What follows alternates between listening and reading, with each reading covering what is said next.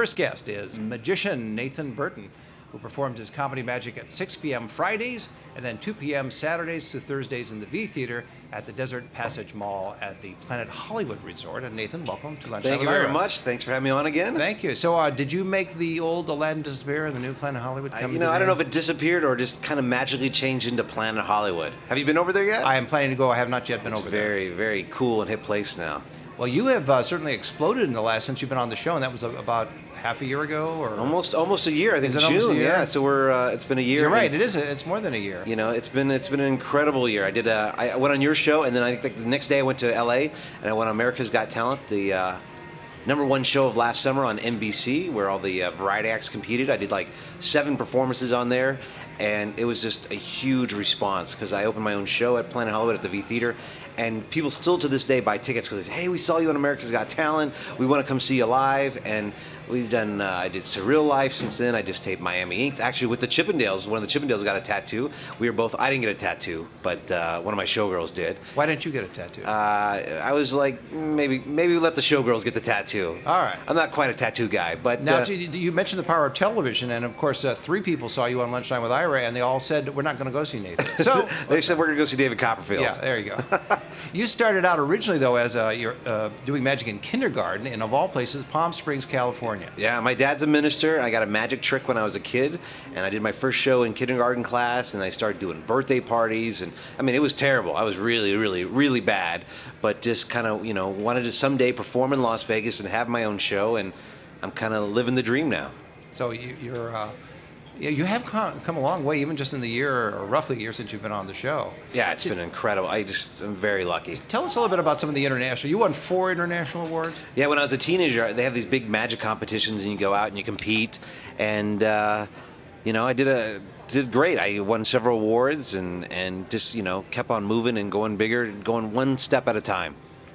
And what are you looking down the road? Because obviously there's a lot of magicians and magic in Las Vegas, and that's always been part of the appeal, I think, of Las Vegas in the last 10 years, 15, 20 years, that the community of magicians has grown. So you're now part of that magical community. Do you see yourself basing in Las Vegas no matter what you do elsewhere in the world? Or do you know what? I love Vegas. I've been here almost 10 years. And if you're a magician, Vegas is where you want to be. I mean, this is the magic capital of the world. I mean, David Copperfield, Siegfried and Roy, everybody's Lance Burton, everybody performs here. So this is a place to be in. You realize you're going to hear from your friends that you didn't mention. Yeah, they're going to call me up and say, hey, why didn't you mention Amazing Jonathan, Penn and Teller, Steve Wyrick, Hans Clark. I mean, there's so many great magicians here.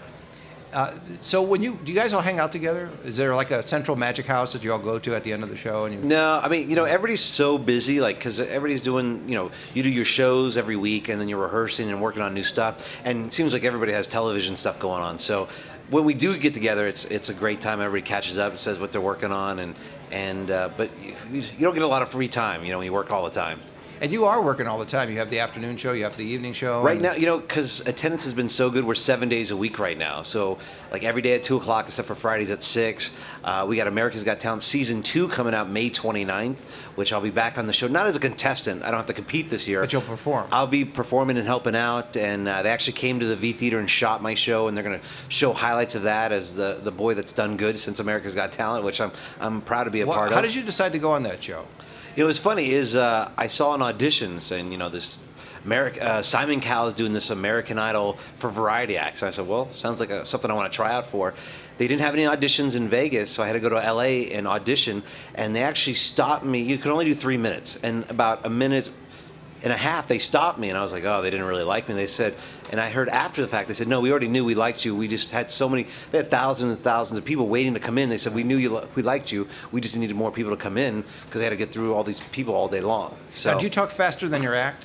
Do I talk faster? My act is fast. Yes, because you talk fast. So I didn't quick. know if you're quick. So is the act quick? The act is very quick. Is the whole act maybe 3 minutes and then people leave? No, I do about an hour, but I do probably about 20 illusions in an hour, which is very fast. Now, what about, I know that during 2000 you made elephants disappear overseas. I was in Korea for a year, and I worked in this huge hotel show, and there was a cast of like 150 people, and every night I would vanish an elephant on stage. Now, this was a live elephant? Live elephant, And it would go away? It would disappear. And where is it? It would come back the next day. Same elephant? Same elephant. All right. So Did the crowd react to that fact that it's a huge elephant? Oh yeah, we would we'd go up on this platform, we'd raise a curtain, we would surround it from people from the audience, and they would make a circle around it so it couldn't go out the back, and we'd vanish, and the Asian people just go crazy. Can you share that how you did that trick with us? You want me to tell you right now? Yes. I can't tell you that. Can't tell me. No, Okay. Sorry. So, as you're part of your agreement with when you were performing in Korea, making the elephant disappear, did you have to pay for the cost of cleanup each night? This is actually the funny story. Once in a while, the elephant would have to go. Yes. And if an elephant has to go, it has to go. Oh, yes. And when an elephant goes, it's not like a drop. It's like 40 gallons. Sure. I mean, it would go all over the stage. An elephant never forgets to go. That's right. Yeah. And so 40 stagehands would come on stage. It was like a little circus. They'd clean it up, and it was like a pit crew coming up to clean up all the wetness. The stuff, yeah. The stuff. But the elephant, though, despite that, would cooperate and disappear on cue. The elephant was really amazing to work with an elephant for Now, a year. isn't the appeal of magic, in a sense, that type of magic, it's universal because it doesn't require any particular language? When I perform overseas, anybody can watch it from all over the world. In Vegas, I do talk quite a bit, but I still get a lot of international. Oh, really? I do. Like on this show? Like on this show, Sure. but I get a lot of international people. Let's have a moment of silence for Okay, Nathan just Burton for the overseas. Okay, We're back. Yeah. All right. So, you talk a lot during the show, and does the audience laugh, respond, gasp? Yeah, it is. I do comedy illusions, and people are like, oh, Nathan does stand-up. I definitely don't do stand-up. I take big illusions. But it's comedy magic. But it is. I take big Yeah. illusions and I put comedy with them. Like I have a giant microwave oven that I go inside, and I have to escape, and I don't escape in time. And I have a giant hairdryer where I levitate a Barbie doll, and it's a How fun did you come show. up with these ideas? Do you just sit and take drugs, or is there some No, other actually, part of your imagination I don't at work? actually do drugs. But I didn't say you did. I just was okay, I asking didn't know. the question because that's my role as the interviewer, just to pin you down on these things. It can hit me anywhere. I can be in a movie and I can come up with an idea. I can hear a song on the radio. There's no formula to come up with new magic. It just When you create the magic, though, and I know other magicians who have been on the show have warehouses or work areas in a special building, that type of Yes. thing. Do you have something like that, or when you decide to create, for example, the microwave, and you want to have it built, we actually go. how do you do that? There's an actual shop called Magic Ventures, and it's a guy named Bill Smith, and he builds for everybody. David Copperfield, Lance Burton, and I'll have an idea, and I'll go to him and I'll say, hey, I want this built, and he'll be like, okay, that'll be $30,000. So. It really works out.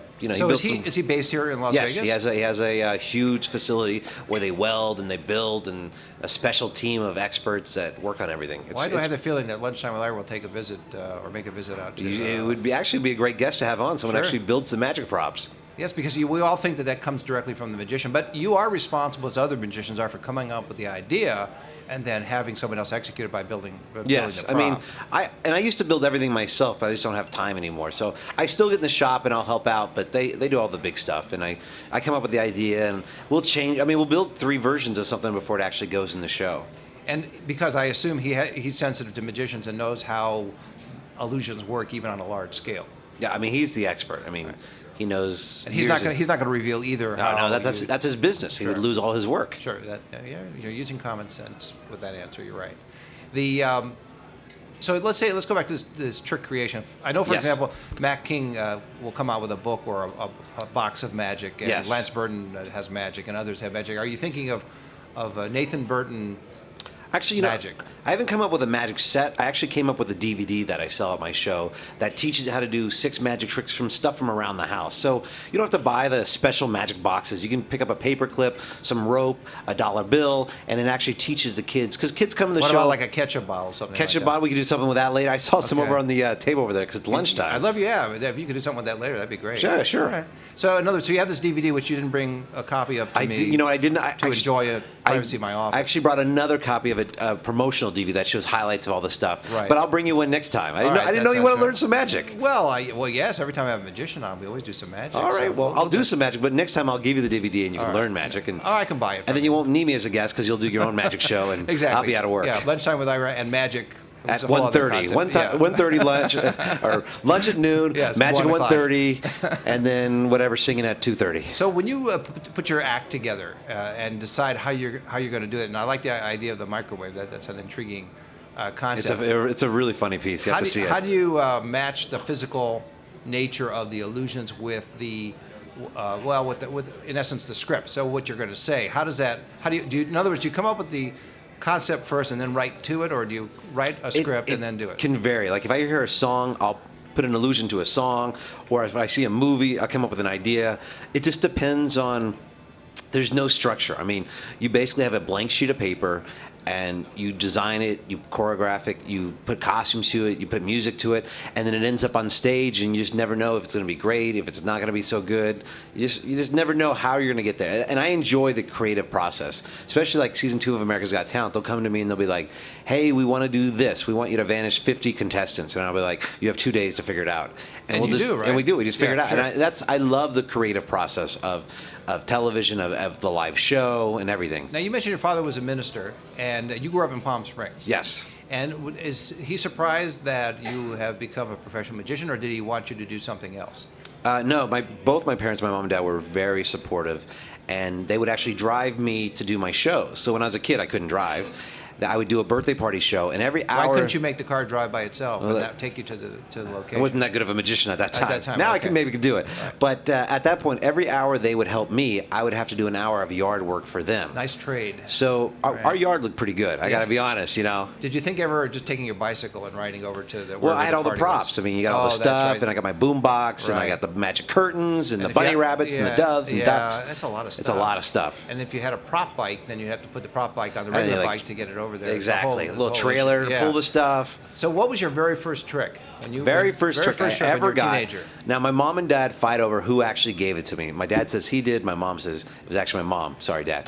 But it was, you take a nickel and you put it into a box. You close the box. You slowly pull it out, and the nickel changed into a dime. And I was like, hey, I'm doubling my money. This is going to be good. And just went from there. Well, we have that here at the Hilton. They have change persons, and they push that little lever down, and it goes from a nickel. But to you a don't dime. get double your money. If you No, put a you nickel don't. and it comes out a dime, Yeah, they would that's be, true. you know. So why is there that argument between your parents? They both want to take credit for it. I think they both want to take credit that, you know, their But son. you've became- admitted on this on the show right now that it's your mom. Yes. My mom lives in Vegas, so my She'll dad see doesn't. it So. and hear it. So therefore, Mom, yes. Yeah. Mom, you did give me my first trick. There you go. So from there, and as I mentioned earlier, you did your first one in kindergarten. Your first Yes. magic show in kindergarten. When did you start then to put together the structure for an entire professional act? Well, as an actor or as a show? As an act first, and then into a show format. The next thing was when I was a kid, I would go to these magic conventions, and they'd have these magic competitions. So you'd actually go to the magic conventions? Oh yeah, when I was a all little over kid. the country? Oh yeah, every summer I would drive or fly wherever, and I'd watch the other acts compete, and I said, I want to compete someday. I want to win, and that was my goal. And for the next year, I would work on an act with waters. It was goldfish and water, and I competed and did very well. That's how I won all those awards. But then I But kind of. then I would imagine that working all with the water, the illusions would rust over a period of time. Oh, you use aluminum. That's Oh, keeps the you know. aluminum, okay. Steel doesn't quite All not right. so good. But it wasn't quite. The water act wasn't quite me. I'm kind of a A dry guy. Yeah, I'm a little bit mischievous kid growing up. I'm the kid that would toilet paper, you know, the friend's house, and so I took kind of that stuff and put it into my show, and kind of wanted stuff that represented me in the show. And when you come see the show now at Planet Hollywood, it's people that know me go, wow, that's like your childhood, and that's definitely your personality on stage. So over a period of how many years did you finally get the act down to where you were now performing and winning international competitions? And By all like of that? 16, I started winning awards, and then my next goal is like then I changed into more the comedy side, and then I started touring. I went to Europe and Asia and everywhere and started performing. And then I finally came to Vegas about 10 years ago, and I started performing in the Ultimate Variety Show, which is actually at the V Theater, and I performed in there as an act. And then about a year ago, I said I want to do my own show, and that's when I opened that, came on your show, and became a superstar. So I actually owe you everything. Yes, you do, and just make out that check to Lunchtime with Ira. All right, I'll right split there. it with the crew, and There, I think wow. it'll be fine. You're not going to make the check bounce, are you? No, That's no. not magic. I'll use right? the invisible ink when I Oh, write that's the even check. better. There you go. When you first started working with magic, and there are some standard illusions, let us say, Yes. and when you're a kid, they originally would have these illusions, or you would only be able to afford what I would say the kids' version of illusions, made out of plastic or Yes. worse. And then as you became an adult, you could go to the magic store or magic catalogs, or go to New York, one of the big magic houses, and you Yes. could get the real stainless steel or brass version of what Magic's you very paid for. expensive, It's actually. very expensive. So was that a commitment for you once you made that decision to go from the kid stuff to, oh no, I need the big time stuff? Well, it's kind of a mix, because So there are some certain magicians that have a lot of money that are just starting out, and they think all they have to do is buy all the big cool toys that makes you a good magician, which is not really true. I mean, I look at Lance Burton. He was at the Tropicana for like I think 12 to 13 years, just doing his act. But during that time, he would slowly build illusions and work on his full-time nighttime show. So after 13 years, he had all this material, and then he opened at the Hacienda, then moved to the Monte Carlo. And we all know the story of that. Right. He made the Hacienda disappear. He A lot did. of people don't realize But that. instead of like Lance coming in town and saying, "I'm just opening my own show," which could have been a different story and the success of the show, I kind of, that's how I kind of put my career. It's all steps and working to the next step. And I believe you have to work really hard to get where you want to go. And you are a hardworking guy, and you enjoy what you do. And I love what I do. I'm very lucky. I get to do what How much sleep do you get in a typical anywhere night? from 5 to 6 hours usually. That's it? That's usually about it. Yeah, but you probably train yourself to go for 5 or 6 hours. Well, I've done several things. I was locked in a box with 7 showgirls for 7 days, and that's Well, training. then you won't need any sleep. Yeah, you don't. Well, that's a whole nother story. And then I'm working on a new thing, which I can't really give you all the information. How much is a hint?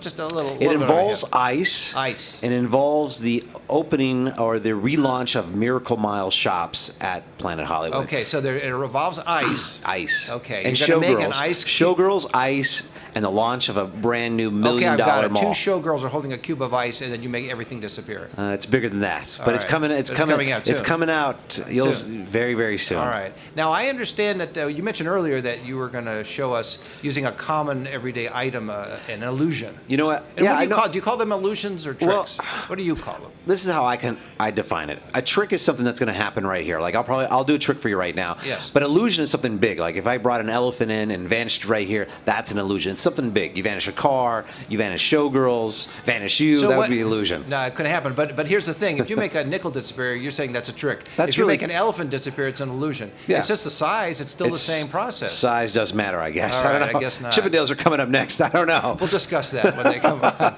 So, what are you going to do for us as an example? Because I know you said you had something. I had some of the wonderful lunch. It was really good, and you. they had some. I'll we show do you. serve lunch to all of our guests. Oh yeah, it's actually very good. And I picked up a ketchup bottle. Here we go. All right, Heinz ketchup. There you and go. I'm going to vanish the ketchup bottle. Let me All work right. around the microphone. We'll do it right here. It goes All in the right. bag. Give it a snap. A wave. Right, 1, 2, 3. right. It's gone. Check it out. Now, Look at how do that. we know it's gone? You Hard just part turn is to it bring it upside back. Give it a snap. A wave. 1, 2, 3. Back to normal. There it is. You're not impressed. Okay. Well, no. I mean, just for our people that are listening. All right, let's try it one more time. Okay. What you did is you held onto the bottle in the bag, turned the bag upside down, and claimed it disappeared. And that's not true at all. Wow, when you say it like that, it doesn't sound very good at It all. does not. Okay.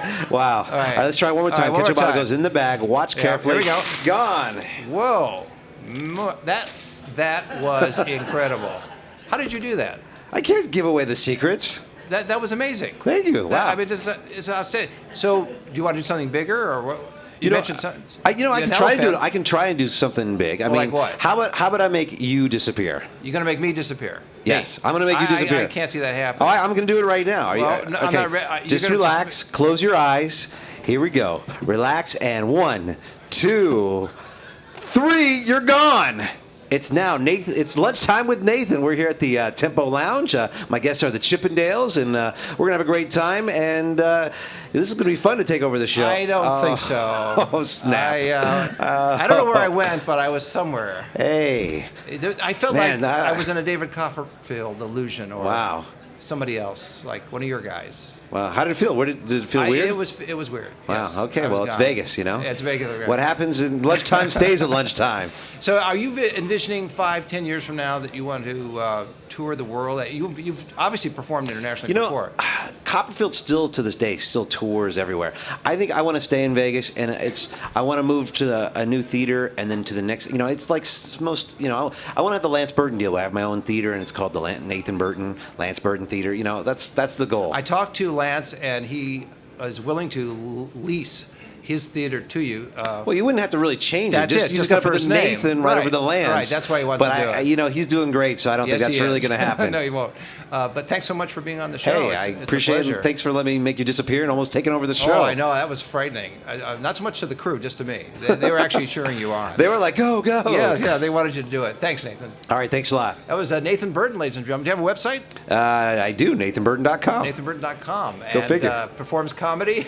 And magic. And magic. That's That's the comedy part. Comedy and Magic at 6 p.m. Fridays, 2 p.m. Saturdays through Thursdays in the V Theater. And at locals, the Desert show your Passage. local ID and get a discount. Get like $10 off, just for the Very good. locals. All right, just for locals. But if you come into town, You have to if pay you're full here or price. you see or hear Sorry. the show and you come in, use fake ID and you get that discount. There you go. Yeah.